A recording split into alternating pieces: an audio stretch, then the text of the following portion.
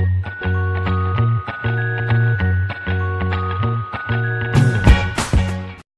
guys, welcome back to my channel. Hope you've all had a wonderful day. Today's video is a book haul. And you're probably thinking, you're on a no-buy. How have you got a book haul? It's a free book haul. I will explain in a moment. So basically, if you are new here, I'm Lottie, welcome.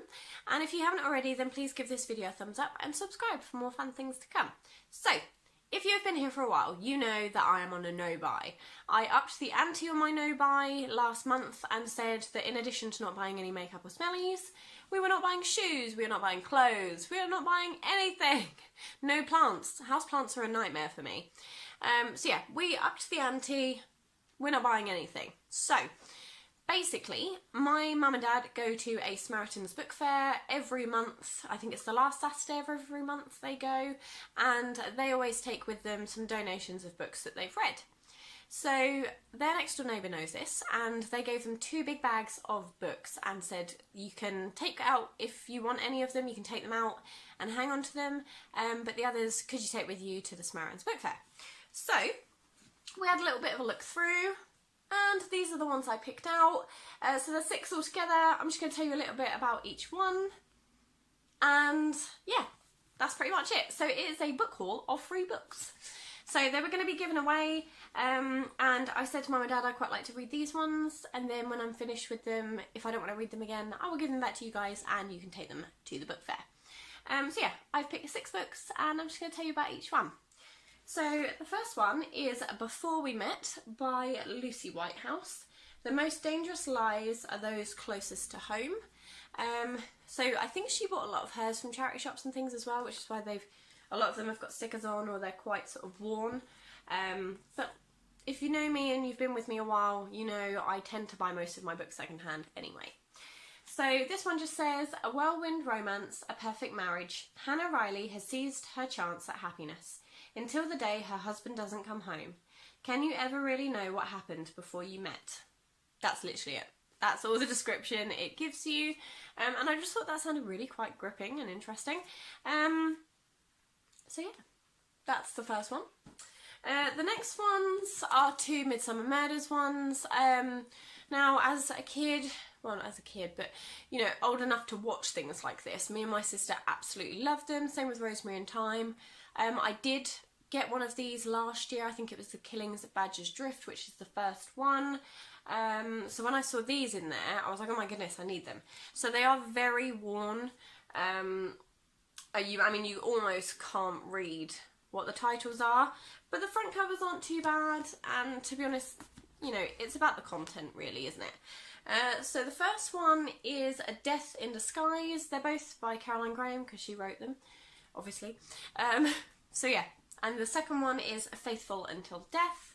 So Death in Disguise just says, the village of Compton Dando had long been predicting a bad end to the peculiar goings-on up at the lodge of the Golden Windhorse.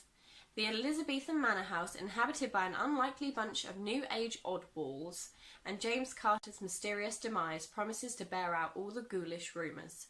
But although the coroner deems the death to have been an accident, much to the general disappointment of the crowded gallery, it is not long before Chief Inspector Barnaby is summoned to the commune to investigate a cold-blooded murder. And these ones just, I really like them. They're written really well. I like the fact they're all in little villages, because you never know what's going on in a little village, do you? So yeah, I really like that. The next one obviously is Faithful Until Death, and it just says, when Simone Hollingsworth fails to turn up at bell ringing practice, her fellow campanologists are unsurprised. Pleasant but dull is the verdict of the Fawcett Green locals on Simone. The dilettante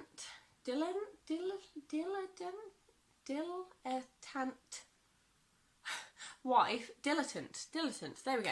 The dilettante wife of businessman Alan, bell ringing is just the latest in a long string of abandoned hobbies. But now neighbourly suspicions about Alan's strange behaviour seem to have been confirmed, and when the discovery of a body draws Chief Inspector Barnaby to the village, it becomes clear that unravelling the reclusive couple's tangled lives will have painful repercussions for the whole village. So I actually remember watching this episode. It's not one of my favourite episodes, but it is a good one. So to have it in a book is really good. Obviously there are a lot more episodes than books, But yeah, I'm hoping to get my hands on all of them at some point. But obviously, as part of my no-buy, they'd have to be donated to me. But yeah, two really good ones. I don't actually remember this one. I imagine I will once I start reading it, because these are obviously the year earlier episodes, I think. But yeah, we'll see. Next up, and me and Mum have been watching these on the telly at the moment, is a Vera Stanhope Investigates. Some of you guys must have seen Vera sort of advertised and things like that. So this is The Seagull, Obsession Never Dies by Anne Cleeves. And yeah, it's a Vera Stanhope detective one. And there are quite a few of these. I've asked Mum and Dad to keep an eye out for me and either buy them for birthday presents or Christmas presents, things like that. So it just says, shrewd, smart, challenging Detective Inspector Stanhope is on the case. When prison inmate and former police officer John Brace says he is willing to give up information about a long-dead wheeler dealer in return for protection for his family, Vera knows that she has to look into his claims.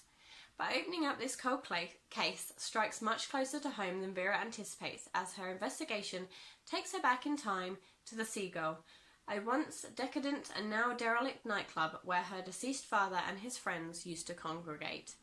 As Vera's past collides dangerously with the present, she will have to confront her unwanted memories and face the possibility that her father was involved in what happened. The truth is about to come out, but is Vera ready for what it will reveal? So yeah, I just thought that sounded really good. I love the Vera programs. We watched one on Friday night. I think they're on Friday nights. Because I've seen two now in a row on a Friday. So if you are interested in it, definitely check out Vera. Because I really like her. Next up is it's a hardback, and it's a book by an author I've read a few books from. It's by Katie Ford, and this is A Country Escape. It just says, a year in the country, a year to fall in love. Fran has made the brave decision to move into a beautiful but run-down farm in the Cotswolds. Been to the Cotswolds a few times and it's lovely, so this one had me right in. She has 1 year to make a success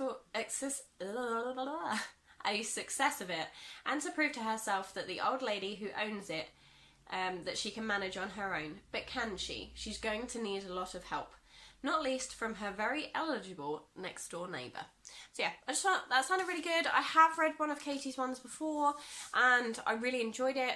So when I saw this one in there, I thought, oh, who doesn't love a little bit of romance every now and again?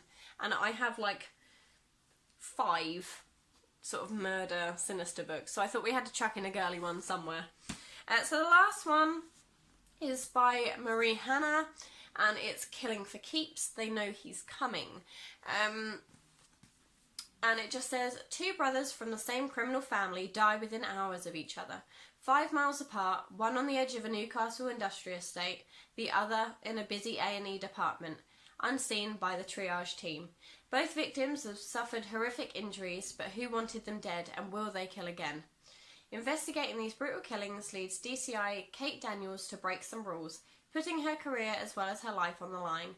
As the body count rises in the worst torture cases Northumbria Police has ever seen, the focus of the inquiry switches from Newcastle to Glasgow and then to Europe, ending in a confrontation with a dangerous offender who's hell-bent on revenge. So yeah, I thought that sounded pretty good. So that is my book haul of 3 books. I was talking to Nikki Pearson about this, because I message her a lot about like the book I'm reading and what she's reading and things like that. And I think I am going to have to start using the library a lot more, especially as I'm on my no-buy at the moment. But I have so many books downstairs that I think once I've read a good amount of the ones I have, I might start looking into the library and seeing if there's some there that interest me. I might also look into some audiobooks, as Nikki told me you can get some there, which would be quite good for my commuting to work and things like that. Because I'd love to read more, I just don't always have the time, and if I'm in a comfy position I'm going to fall straight asleep. So yeah, that is my book haul of 6 free books. I really hope you guys enjoyed this video. If you have read any of those books, then let me know in the comment section down below, because I would love to know what you thought about them. No spoilers, but I would love to know what you thought about them, so let me know in the comment section down below. Take care, and I will see you guys very, very soon. Bye!